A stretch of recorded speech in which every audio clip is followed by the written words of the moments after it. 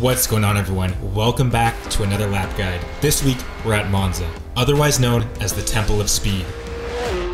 But I prefer to call it the Temple of Chicanes, because what will separate you from the competition isn't how fast you go on the straights, but how well you manage the low speed chicanes.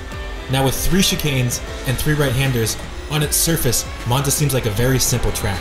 But here at Monza, we run minimum downforce. That means the car has less grip and is overall more on edge and more challenging to drive. In addition, here in this fixed series practice session, the air temperature is 80 degrees and the track temperature is 108 Fahrenheit. This means the engine has less power, the car produces less downforce, and the tires are sliding all over the track. And add to this, the fact that people seem to lose their minds at Monza, and you have the recipe for an incredibly challenging lap. So let me show you what it takes to excel around Monza. Coming across the line to start a fast lap at Monza as we head into turn 1 and head into our first major braking zone of the lap. For the first 2 chicanes, we're braking from very high speed to very low speed. So the braking technique you use is critical to reducing your lap time. So if you do have access to telemetry, this is a great place to look to try to find some time.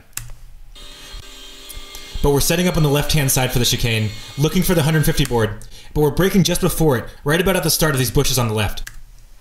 Braking all the way down to first gear. Now this is a great place to stop and talk about braking technique, because it is so critical at this track. You can see I have a very hard initial application and immediately roll off the brake. This is a technique I learned from my real-world experience racing Formula 3 cars, but it's actually not the proper technique in the Porsche Cup car. You want to have a softer initial application, so this is an area I can improve on to help further decrease my lap time at Monza. But we're braking all the way down into first gear, and you lose a ton of time by overshooting these corners. So I always would recommend braking slightly early versus braking slightly late. But we do a good job, cut this corner as much as we can, trying to maintain as high a minimum speed as we can. These low speed corners are so tricky, because if you're just 1 or 2 miles an hour off the pace, that's about 2% off the pace, which is a huge amount of time lost just for one corner. So we're trying to keep up our minimum speed, but also not trying to overshoot the left-hand segment. So we're on the throttle, immediately off. I like to upshift early into second to help keep our rear tires from sliding on the exit. So we're in second gear, hard on the gas, using all of the road on the right, taking a big deep breath, heading into an easy right-hander. And this would be a good time for me to mention I'm running -3.5 for the brake bias on this lap. I felt the car was much more stable with the brake bias further forward. But we're heading into a really challenging braking zone because there's actually a crest where we initially apply the brakes. I'm applying the brakes about 15 meters before this bridge, right about here. But as I said, there's a crest, so we have to be light on the initial application, and then we press harder as we go further into the braking zone.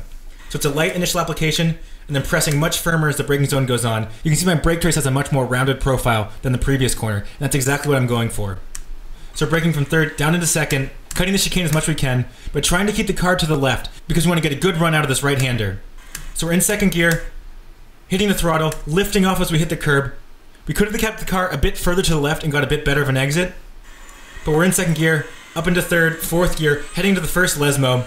We're braking just between these 2 shadows at this little patch of sand right here.